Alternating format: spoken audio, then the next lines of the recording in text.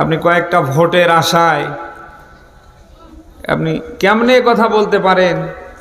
দেহের জন্য তামাক যেমন ক্ষতিকর, ব্যক্তির জন্য ইসলাম নাকি ওই রকম ক্ষতিকর?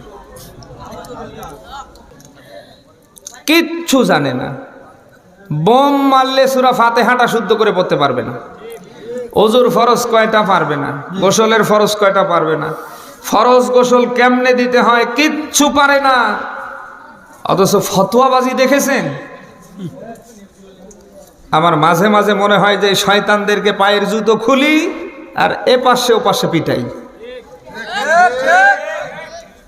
এটা 24-এর আগের বাংলাদেশ না, এটা 24-এর পরের বাংলাদেশ। যদি হাসিনার মতো কেউ হওয়ার চেষ্টা করেন, জনগণের কারোর পায়ের জুতো পায়ে থাকবে না। বলেন না কেন? 1.5 দশক অনেক দেখেছি। ওদের মতো কেউ যদি হওয়ার চেষ্টা করেন, সামনে কিন্তু টিকতে পারবেন না।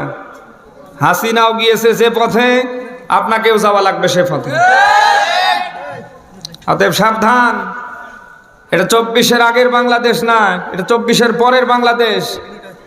মন চাইলেই আপনি যা বলবেন, মন চাইলেই যা করবেন, এটা হাসিনার আমল না। কথা বলা লাগবে।